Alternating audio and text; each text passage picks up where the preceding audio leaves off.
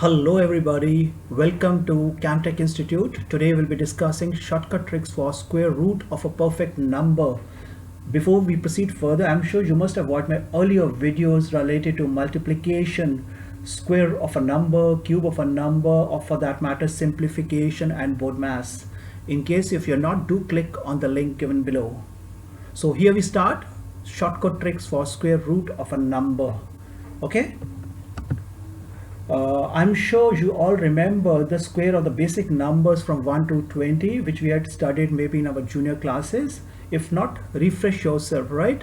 So as you all remember, 1 square is 1, 2 square is 4, 3 square is 9, 4 square is 16, 5 square is 25, 6 square is 36, 7 square is 49, 8 square is 64, 9 square is 81, and 10 square is 100. Similarly, 11 square is 121, 12 square is 144, 13 square is 169, and so on and so forth till 20 square, which is 400. So you all must remember, right? So that will help you in solving your problems related to square root of a number. Fine? Okay. So the first question is finding the square root of 625. Remember here what we're going to do, we're going to pair the last two digits in each of the code problems that we got. Once you pair it, then concentrate on number unit digit, that is 5 over here. Now look for a number which one squared gives 5 in the unit digit. See, just see over here, which is a number. 1 is not there, 2 is not there, 3 is not there, but 5 definitely. 5 square is 25 and it has got 5 in the unit digit, whereas there's no other number over here. Okay, so 5 is a number which when squared gives 5 in the unit digit, so we select 5. So 5 is the unit digit of the answer we are looking for, right? So now we'll concentrate on the first digit, that is 6 over here. Now we try to look for a number which when squared gives 6 or less than 6. Okay, so in case 1 square is what? 1 square is 1, 2 square is 4, 3 square is 9. So 9 is more than 6, so we'll not look into it. Whereas 2 square gives 4, which is less than or equal to, or it is less than 6. So we take 2 as a number, which becomes the 10 digit of our answer. So the answer to the question is 25. 2 we got from here and 5 we got over here. So 25 is the answer to this question, where we find the square root of 625. Okay, I'm sure you understood. Okay, so we come to the next question, question number 2. We have to find the square root of the number 961. Okay, we are again going to pair the last two digits of this number, that is 61, and concentrate on the number 1, which is the unit digit of this number. We're going to look for a number which when squared gives 1 in the unit digit. So what could be the number? We know 1 square is 1 and 9 square is also 81, where 1 is the unit digit. So either 1 or 9, one of them will be the answer or the unit digit of the answer we're looking for. So we'll keep this aside, 1 and 9, and we'll concentrate on the first digit of this number, that is 9 over here. Okay, now we'll look for a number which when squared gives either 9 or little less than 9. We know 1 square is 1, 2 square is 4, but 3 square is exactly 9. So that means 3 is the number we're looking for, and 3 will be the 10th digit of the answer we'll be looking for. But as far as the unit digit, we are still not sure. It could be 1 or 9. So if it is 1, then the answer is 31, and if it is 9, then the answer is 39. So in order to find out whether it is 31 or 39, we're going to look for a new process. That is, we know 3 square is 9. So what is the number after 3? That is 4, and 4 square is 16.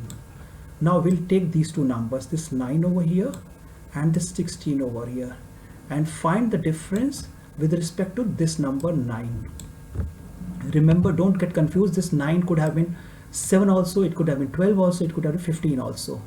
So we subtract this number 9 and 16 from this digit over here 9 and see the difference. If 3 square and this number 9 has a lesser difference compared to 4 square and 9, then we'll take the lower number. If the difference between these number and this number is lesser compared to 3 square, then we would have taken 9, okay, as a unit digit. But here, as we know, incidentally this number is 9 and 3 square is also 9, so the difference is 0, right? So we'll take 1 as a unit digit and the answer is 31. That is what we get. Okay, hope you have understood. In case if you're not, you'll understand it when we do the next sum. Okay, so we move to question number 3. We have to find the square root of the number 8649. Again, we're going to pair the last two numbers of this question, okay, and we're going to concentrate on number 9, which is the unit digit of the number. Okay, now we look for a number that which when squared gives 9 in the unit digit. What is that number? We know 3 square is 9, and also we know 7 square is 49, where 9 is again the unit digit of the number. So either 3 or 7, one of them is the answer or the unit digit of the answer we're looking for. We have shortlisted over here. Now we'll focus on these two digits which were left out, 86. Okay, now we're going to look for a number which when squared gives either 86 or little less than 86. We know 9 square is 81 and 10 square is 100. 100 is more than 86, so we'll take 81, that is 9 square. So that means we have shortlisted 9 over here. So 9 is the 10th answer or the 10th digit of the answer we're looking for. But as far as the unit digit, we are still not sure. It could be 3 or it could be 7. So the answer could either be 93 or it could be 97. Okay, so how we know whether it is 93 or 97? Again, what we're going to do, we know 9 square is 81 and the next number to 9 is 10 and 10 square is 100. We're going to find the difference between 81 and 86. Similarly, between 100 and 86 over here. If the difference is lesser between these two, 86, 81, we'll take the lower number. In case if the difference is less between 10 square and 86, we'll take the higher number. Here the difference between 86 and 81 is 5, whereas the difference between 86 and 100 is 14. So the difference is less over here, it is just 5. So we'll take 3 as the unit digit of the answer we're looking for. So the answer we get is 93. 93 is the answer to this question. Okay, so now it's question number 4. We have to find the square root of the number 37636. Again, the same process. We're going to pair the last two digits of this number, that is 36. And once we have done this, we're going to focus on the unit digit of this number, 36. We'll look out for a number which when squared will give 6 in the unit digit. What are those numbers? We know 4 square is equal to 16 and 6 square is 36. Both these numbers have 6 in the unit digit, right? So we're going to shortlist these two numbers, 4 and 6, and these two numbers are the probable answer or the unit digit of the answer we're looking for. Once we have done this, now we'll focus on the first 3 digits of this number, that is 376, and we'll try to find out a number which when squared gives either 376 or something near lesser than 376. What could be that number? If you remember the square table, 19 square is 361 and 20 square is equal to 400, but 400 is more than 376, so we'll ignore this number 20 and we'll take 19 because 19 square is 361. So now with this we get 19, which is the answer or the first 2 digits of the answer we're looking for. But we are still not sure what is the unit digit of this answer. It is either 4 or 6. So the answer could be either 194 or 196. So in order to find out whether it's a 4 is a unit digit or the 6 is a unit digit, what we're going to do? We're going to follow the same process. We know 19 square is 361 and the next number is 20 and 20 square is 400. We'll subtract these two numbers from this number given over here, 376, and see what is the difference. Okay, we know when 361 is subtracted from 376, we get 15.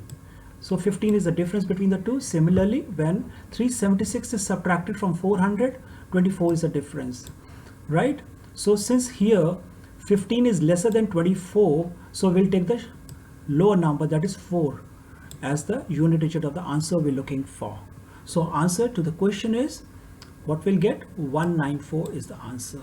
Okay, So this is how we're going to do it. I'm sure you all have understood, and I'll request you all to repeat this video, try to do the sums on your own, and try to practice from your textbooks also. So we come to the end of the video. It is quiz time. Try it yourself. Do these sums, do these problems, and send me the answers in the comment box below. We look forward to your feedback also. And in case if you have understood, you like the video, do click on the like button, share it and subscribe it. Thank you so much. Bye bye.